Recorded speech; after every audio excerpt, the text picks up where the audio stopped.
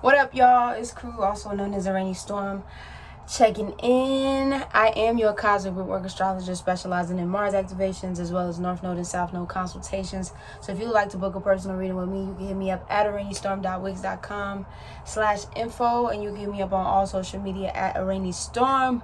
We are in the thick of it. Into the thick of it on the Chiron series, checking out with Chiron and Libra, and then we'll be finishing this week with Chiron and Scorpio, and the next week we will be jumping into Chiron and Sagittarius and ending it off with Chiron and Pisces. Then we will be diving into modalities. We'll be diving into aspects before we get into the actual birth chart wheel itself. I wanted to kind of hit the points and things that we could know, should know, to help you really understand and get a better sense of who you are within your own personal birth chart. So, Chiron and Libra. I'm going to talk about Chiron first, and then I'm going to bring the energy of Libra into it, and then we'll kind of go from there. So when we talk about the energy of Chiron, and if we're just talking about this generation, this was 95 to 97. There was an earlier year before when Chiron started, because the Chiron was discovered in 1977, but there were, dates that kind of ranged earlier than 77, I should say. But basically, Chiron is what we call, or what you might have heard in the astrology community as the Chiron, the wounded healer. Basically, is the ability to basically heal others, but that wound, that inner wound that we're trying to work with in this lifetime, and trying to get a better understanding of, so we can alchemize that energy and grow from it. So that's a little summary about Chiron. Like I said in all the other videos, I will get deeper into the planets and talk more about its history, where it comes from, and things like that. But this is just, like I said, a brief summary of what this particular Chiron has in store, right? So with Chiron and Libra, this is the energy of this idea of needing or feeling as if you need a soulmate or another person to complete you. I feel like when we just talk about the Libra energy, or we talk about Venusian energy too, this is definitely, we do focus a lot of times on relationships, but this also has to do with business and finance as well.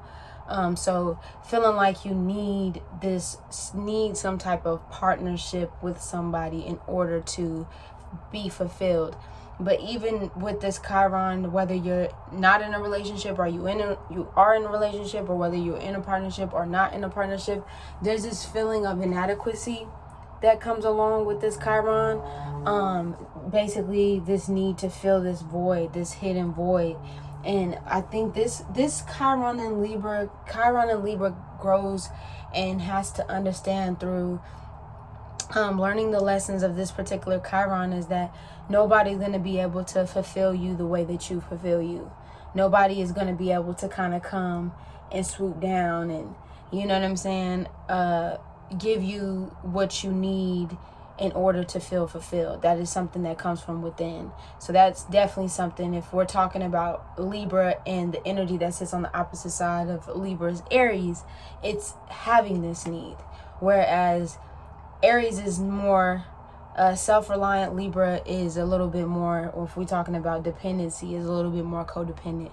But this is learning how to really stand within your own. So when you do actually attract that partner or partnerships or whatever the case may be, there's more of an energy of,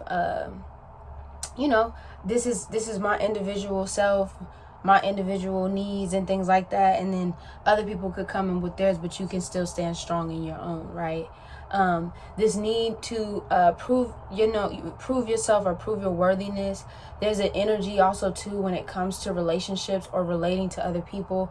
Sometimes this Chiron can actually overcompensate, or basically kind of go along with the crowd, or go along with the needs of others, and oftentimes really ignoring its own.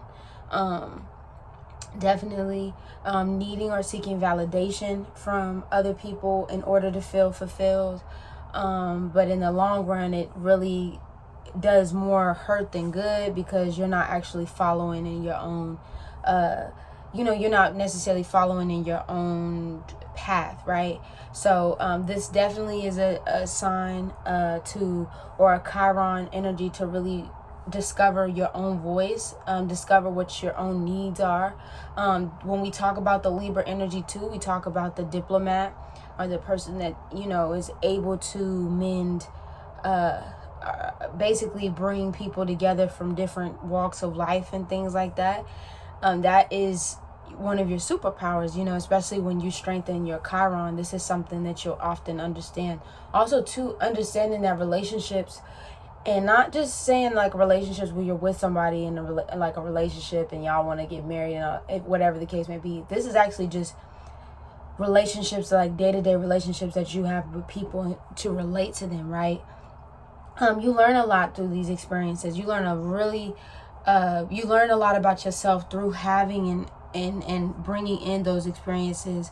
When we talk about relationships and just socially, Libra is a very social sign. So with Chiron here, especially depending on what house it is, it can be really hard for you to feel like you are accepted in social settings and social groups. The thing that's coming up for me for Chiron and Libra is like this idea of being socially inept, right? Or feeling like you don't necessarily fit into the larger group, so like I said, you'll kind of overcompensate and do things in order to fit in, instead of being like, you know what, actually this is who I am, and I'm gonna stick beside it. You know what I mean?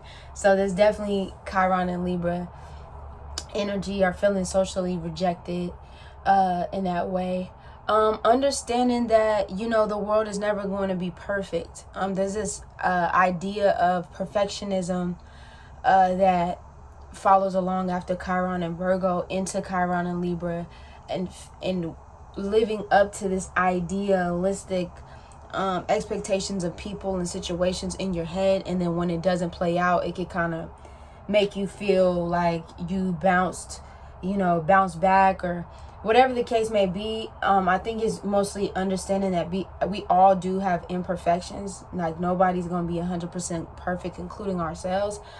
And being more accepting of that, and not having high expectations for other people in that way, if that makes any sense. And also too, this idea of what is fair and what's unjust. Libra is that judgment energy.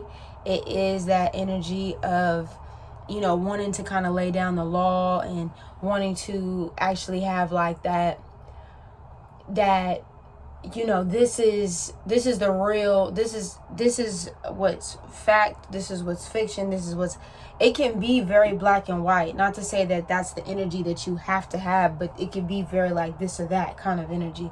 But I think, like I said, it's really about just embracing people and meeting them where they're at, and being okay with where they're at, and understanding that your projection of what somebody should be is not necessarily the reality of the situation or the person, and just kind of owning that, So 95, 97, like I said, this is my summary of Chiron and Libra. We're going to be moving on to Chiron and Scorpio, and like I said, next week Sagittarius through Pisces. So yeah, it's a rainy storm, checking in, checking out without a motherfucking doubt. Deuces.